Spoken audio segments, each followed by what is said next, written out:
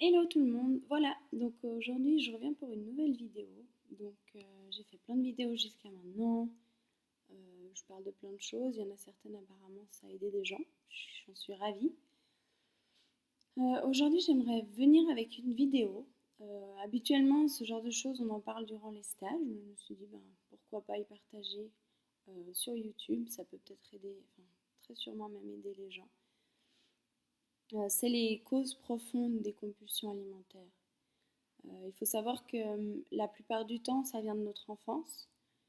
Ça vient des blessures qu'on a vécues en tant qu'enfant, de traumatismes.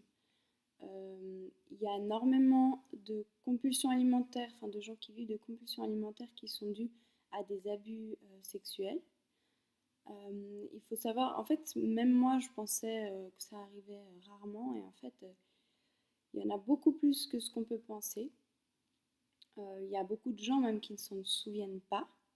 Après, faites attention aussi, il ne faut pas s'inventer des souvenirs où ouais, il y a souvent eu des choses comme ça où ça peut être risqué aussi, hein, des thérapeutes qui viennent vous sortir des soi-disant mémoires d'abus que vous n'avez pas non plus. Il ne faut pas non plus aller chercher des choses qu'il n'y a pas. Faites attention.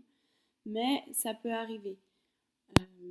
Et puis justement, l'important c'est de pouvoir aller rechercher ces événements de l'enfance, parce qu'en fait c'est des choses qu'on n'a pas envie d'aller recontacter, c'est des choses qu'on a mis dans notre inconscient, mais dans notre inconscient en fait on ne les voit pas, ils ne sont pas mis en lumière, c'est comme si on les avait mis dans un puits noir à l'arrière de nous.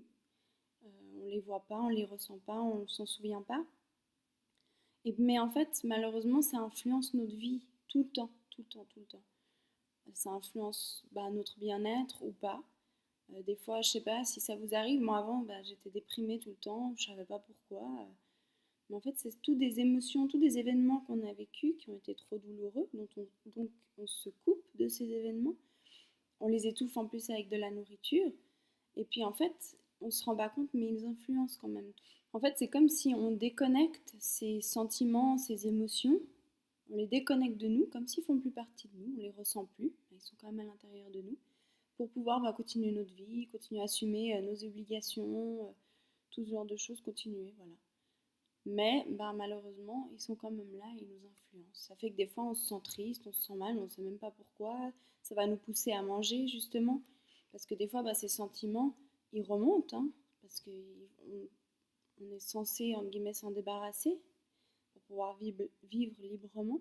Donc tout ça, ça remonte. Et nous, qu'est-ce qu'on fait avec la nourriture? En mangeant, on fait redescendre toutes ces sensations qui nous font mal, qui sont difficiles à vivre. Souvent, justement, quand on a vécu des événements traumatisants ou les gens qui ont vécu des abus en tant qu'enfant, un enfant, il n'a pas de moyen exutoire de ressortir en fait tout ça. Un adulte, il va pouvoir en parler à quelqu'un, aller voir un psychologue, faire du sport, trouver une manière d'évacuer. Un enfant, lui, il vit ça, il le garde, il n'a pas de moyen de pouvoir évacuer. La plupart du temps, même, il s'accuse lui-même. Donc, il n'en parle pas de peur d'être rejeté par l'adulte. Et la honte, il y a beaucoup ce sentiment de honte qui pousse aussi beaucoup à manger. La honte de soi, le manque d'estime. Du coup, on étouffe tout ça avec de la nourriture. Et en fait, ce sentiment d'isolement, de se sentir aussi seul, la nourriture, c'est une bonne compagnie.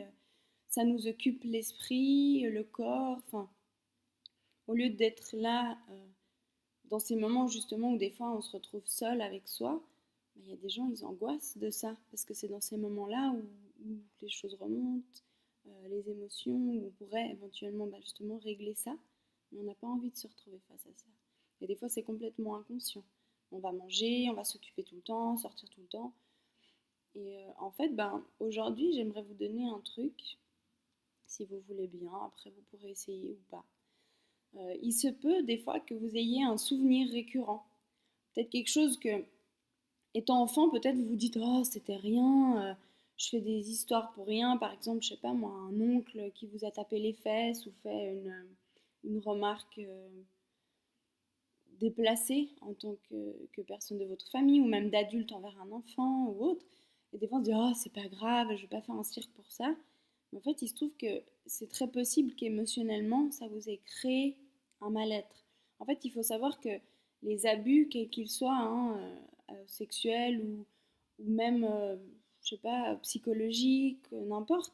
C'est pas l'abus lui-même qui crée un malaise, c'est les émotions que ça vous procure. C'est pour ça aussi qu'on parle de responsabilité de ces émotions.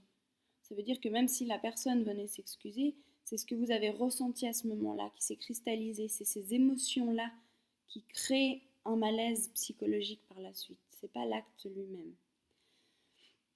Donc j'en reviens à ce que je disais. En fait, pour vous débarrasser pour commencer déjà à vous débarrasser des compulsions, si vous avez un souvenir récurrent qui revient, oui, vous pourriez éventuellement l'écrire et décrire cette situation. Ça veut dire que vous la mettez en lumière, vous la banalisez plus, vous la refoulez plus. Écrivez simplement, vous racontez, comme si vous racontiez à quelqu'un ce souvenir, vous le racontez, vous l'écrivez. Parce qu'en fait, si vous voulez, le processus de guérison, il va d'abord passer par la conscientisation de l'événement, donc par votre tête, par votre mental. Ensuite, vous pourrez éventuellement le laisser passer dans vos émotions, donc ça passe par votre cœur. Et une fois que c'est libéré là, votre corps commence à libérer le poids en trop, à stopper, de vous pousser à manger pour combler ce mal-être en fait. Donc voilà, donc comme je disais, déjà de conscientiser quelque chose qui peut-être vous revient régulièrement ou pas, ou peut-être posez-vous simplement la question et regardez si vous avez des sentiments, des souvenirs, des choses qui vous viennent et vous les écrivez comme si vous racontiez à quelqu'un. Et une fois que c'est écrit, alors c'est pas évident au début, hein, c'est par la suite d'accepter de ressentir les émotions que ça vous procure. Alors ce qui n'est pas évident, c'est que c'est des choses dont on n'a pas envie de se souvenir, on n'a pas envie de ressentir de nouveau ce mal-être, mais après on peut ressentir ces émotions tout en restant psychologiquement, on est ici, aujourd'hui, maintenant, tout va bien, personne ne peut nous faire du mal, et peut-être de se le rappeler pendant ce processus.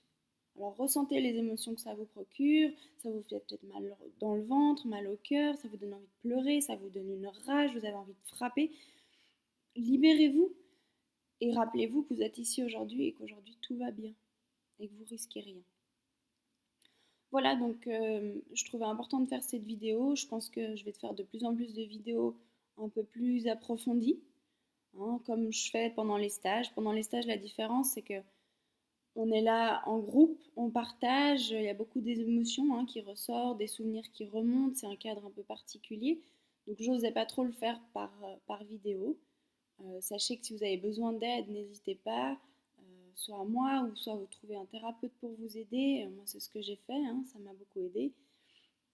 Et puis voilà, donc je vous donne gentiment des trucs comme ça. Peut-être qu'il y a certaines personnes qui vont apprécier d'être en stage, c'est pour ça que je fais des stages d'ailleurs, de pouvoir partager ça, c'est plus facile de libérer en groupe, ça fait moins peur, on se sent moins seul.